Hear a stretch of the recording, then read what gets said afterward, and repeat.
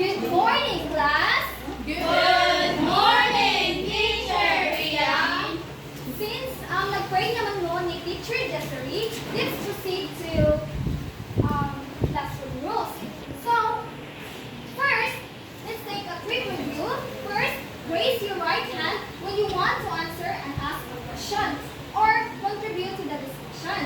Listen carefully and be quiet when someone is talking in front or sharing his or her idea about the lesson or discussion. Lastly, let's be respectful to one another. Treat your classmates with kindness and use polite language. So, nasabtan na ba ang atong classroom rules? Yes, teacher. Okay.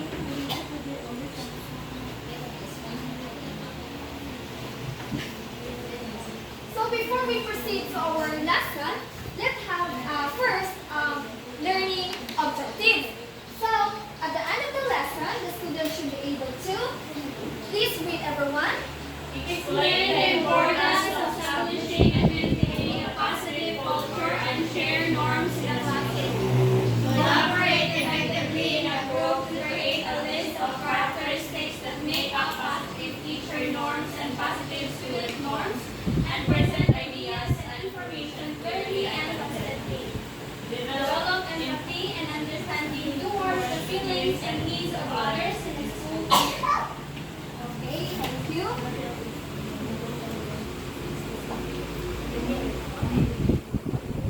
So for today's topic, we will discuss about elements and weakness of a positive culture and shared norms, teacher and student norms. So, anyone who can tell me kung sa'yo nasabtan niyo sa ato ang topic? Any idea? Like, any idea? None? Yes, Arambala. School culture is kanang culture na naabot sa school yung kanang kanang sa school kanang nanay na school head, mga students, mga teachers nila, and then ang school climate is kanang work atmosphere siya ginhawid din na school. Yes, please give a hand to me. Arambala. That's correct. So first, there are 12 norms and elements and weakness of a positive culture and shared norms, teacher and student norms. So nasa 12 norms. So first, collegiality. So dili na siya collegiality class ha, collegiality. So, can you read everyone? School atmosphere is friendly. You work in an atmosphere where responsibility and authority are shared by everyone. You can be yourself. You have not to put your best forward to impress others. The school head does not hold his her with she does not make or her authority felt by his or her colleagues. So, from the word, you can be yourself. So, it is a positive environment.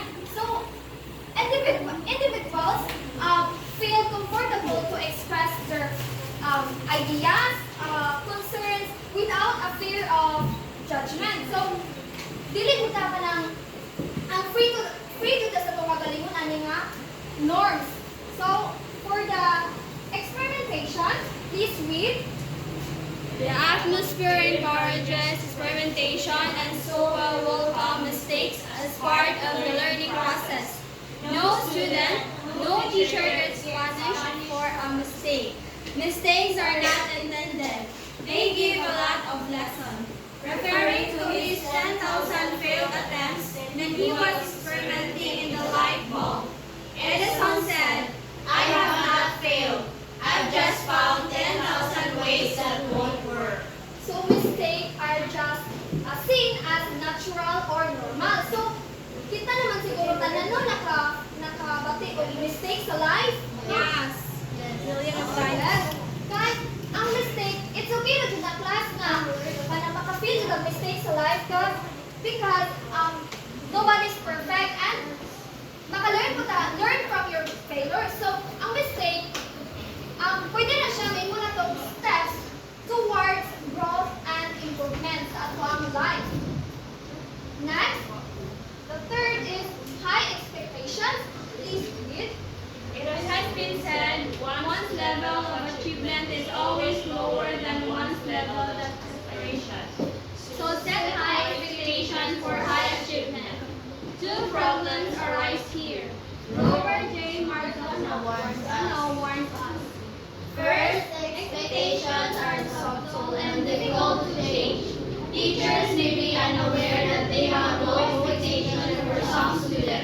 Even when they become aware, they may have difficulty changing their expectation because their beliefs and biases have developed over the years.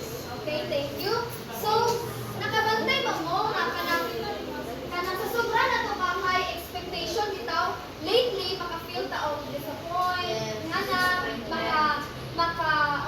disappointment kanang ma-pressure ta, ma-discourage ta, ana something og utang or kanang unsa pa ana dira like kanang nabi murag feel mo sa imong mind nga naka-stick na sa expectation versus reality. Like, expect mo ka ma, abi ni mo tugma na pero dili di ay in reality.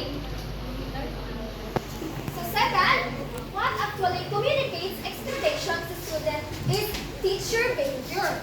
If teachers consciously work to change their biases but don't change their behavior toward those students from whom they have tended to expect less, their change of attitude will have little effect on student achievement.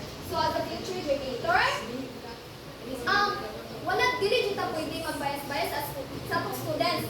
Kanang for example ang students is may background nga dato sila. For another example, right ang bataa. So dili pwede nga ana ra kita nga student mag-focus. So mag-focus po ta sa atong mag-focus po ta sa at another student atong mga low ana para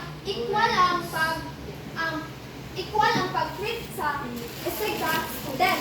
So aron pod ma-improve ang ilahang dili maka-affect sa ilahang student achievement. Next, 4. Trust and confidence. Please read, everyone.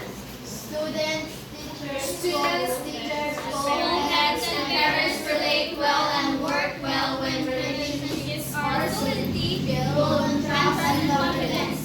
In fact, honest and open communication, number 12 in this list, is possible only when there is trust and confidence in each other in the school community. I can share my inner thoughts only when I am confident that I'm not Fifth, tangible. Everyone in the school community gets some peer support for the good that they do. Support comes in not just in words but in action. School has ceased to eat and LCDs in the classrooms are functioning.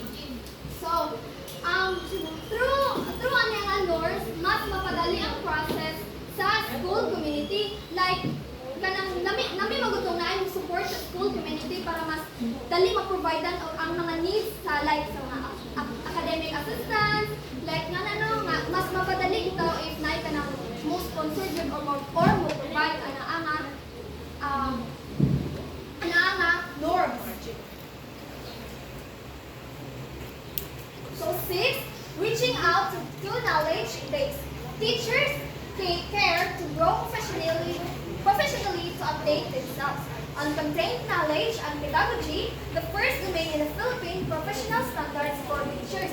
So, if mag-teachers na ganipon, kita jud is lifelong learning kita sa panghantunan na natay dedication, na natay commitment nga mutudlo sa students. Panghantunan na siya habang buhay na siya nga commitment.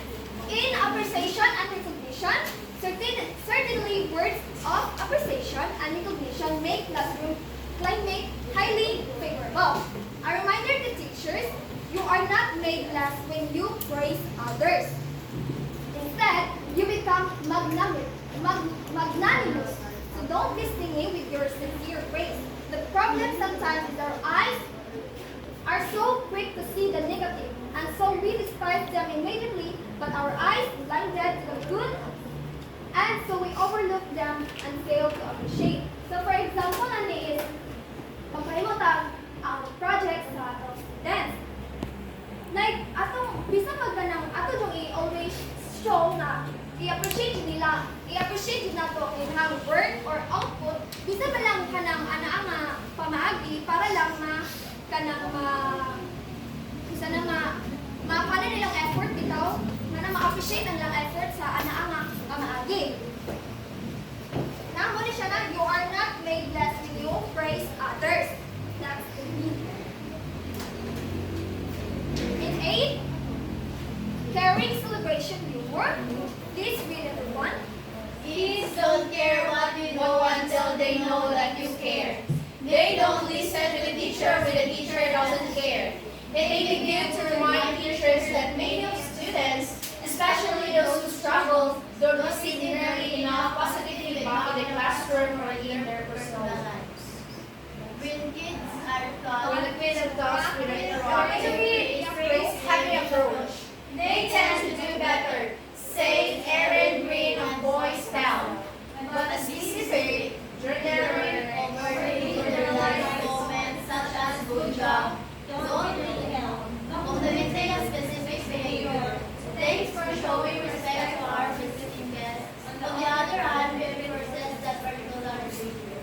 So ato yung ipa-feel sa mga students, mga feel valued sila, dapat i-clear jud nato sila, like, unsay ka nang angay jud na i-treat nato, ipa-treat jud nato nila, dili kay kanang low kayo ng bataan, di na lang tamo care, kay murag feel nato nga kanang di nato kaya, murag badlungon na kayo ng bataan, so feel nato nga kanang ay, di na lang nato na siya kay kanang low man. So, dili na siya, that's a bad habit. So, as a teacher, ato doon silang i-influence na dapat tunduan nato sila sa mga strategies para ang flow is smooth. 9, involvement in decision making. And 10, protection what is important. Please read everyone. involving others who are concerned with decisions to really enhance a sense of ownership. They also feel important. What schools considered important must form part of their tradition so must be protected by all means. In the active above, a mention must be made of school canteen policies that include no soft drinks, no chocolates, etc. And they go because the school considers nutrition and health and cleanliness as important. So, anyone who can tell me, aside from school canteen policies, asa pa may school policies ani nga dapat i-implement? Anyone? Mga school policies. Kayla? Always wear your uniform. Okay, please give a hand to Kayla. Ano pa? Gagas? Always wear school ID. Okay, please give a hand to Gagas. Another. Alas? Do not wear inappropriate clothes. Okay, very good. Please give a hand to Alas. Another example is Juan. Throw your garbage. Juan. So let's list that up. Don't throw your garbage anywhere. Okay, very good. Mona and Tia. Another good example is kanabitang magamit ang broom nga hinlo dapat. Pero hindi ka gawas kay magbubot na noon daghan na noon basura. So mo bito na siya lingon o clay go. Clay as go. So dapat if hinlo ang kanang broom nga inyong mistake ha, dapat po inig sa gawas hinlo po. Kay mo man sa school policy. So dapat i-implement na nato. Another traditions, please read everyone. A A school must have a traditional culture-based program to share values, beliefs, and behaviors. This strengthens sense of community. A truly positive school culture is not characterized simply by the absence of gangs, violence, or discipline problems, but also by the presence of a set of norms and values that focus school community attention on what is most important and motivate them to work hard toward a common purpose. So, anyone who can tell me unsay mga traditions nga implement sa school? Like unsa man? Mga traditions nga ginahimo nato. Culture, mga ginahimo. Unsa man? Yes, Rosel? Sinulog. Yes, very good. Please give a hand to Rosel. Another.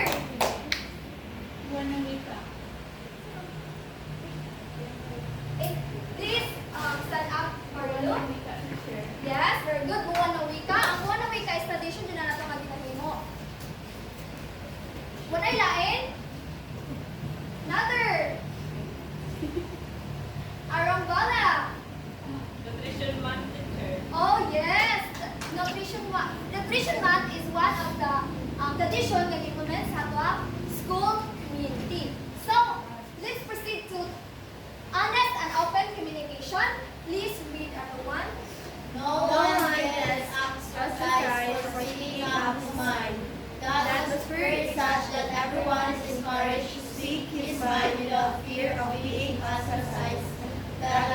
that their discussion is agree to disagree. So, anyone nga maka-explain na niya nga definition nga honest and open communication? Anyone class? Honest and open communication.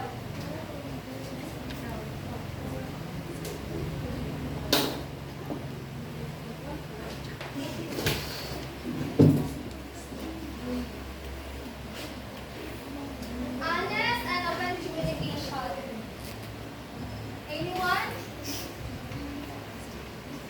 Yes, Saladores, please stand up. Arambala. Ato na natin siya yung kanang bitaw mo dawat og opinion. Oh, yes, exactly. Matawag ang opinion sa isika tao. Isika. Another.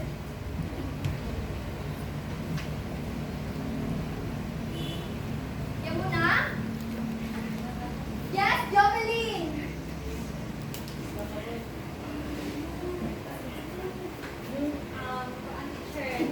Everyone is encouraged to speak of his mind without fear of being judged. Yes, without fear of being judged or kanang dili.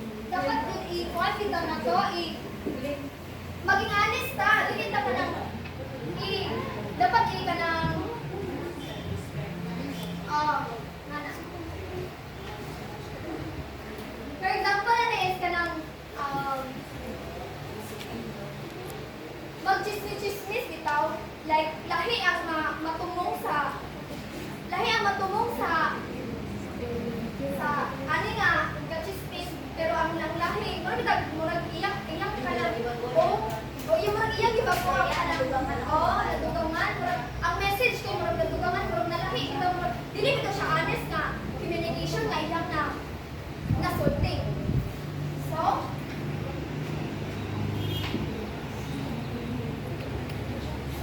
any questions about our topic na discussed? Or clarifications? None? Since you don't have any questions, let's proceed to... For your activity, write a list of characteristics that make up a positive teacher norms and a positive student norms. I will give you 10 minutes to answer. Okay, done? Thank you. For your assessment, there will be test 1 and test 2. True or false and identification test. So, the direction is write T if the statement is correct and write F if the statement is wrong. So, please proceed now. Mag-answer na. Sabi sa what was right there. 1/4. Dargar siya answer class. In a 1/4 sheet of paper.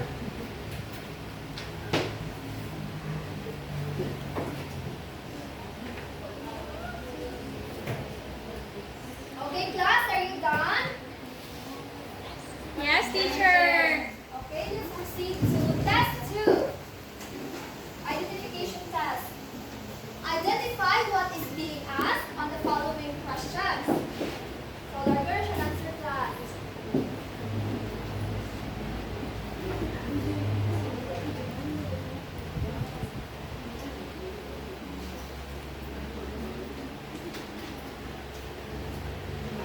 Ano ba tabi man ni diri nga side? Oh, okay.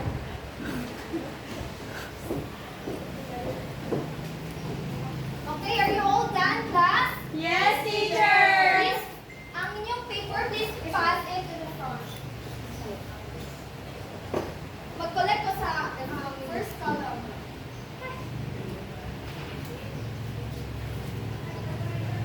Pass it.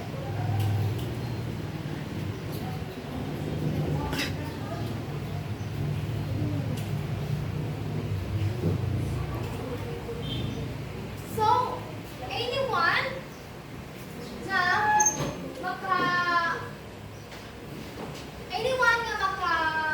recall sa unsay kanang nasabtan ninyo nga sa ato ang topic, which is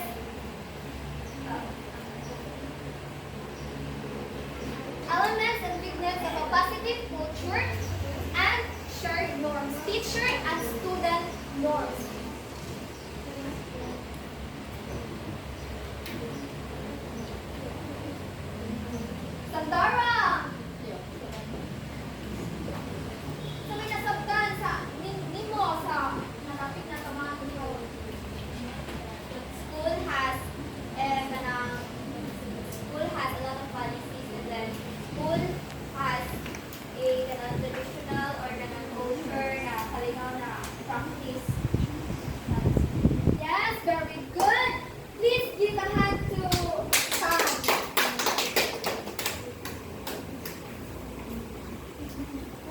For your assignment, in a 1/2 sheet of paper, answer the following questions briefly in 3 to 5 sentences.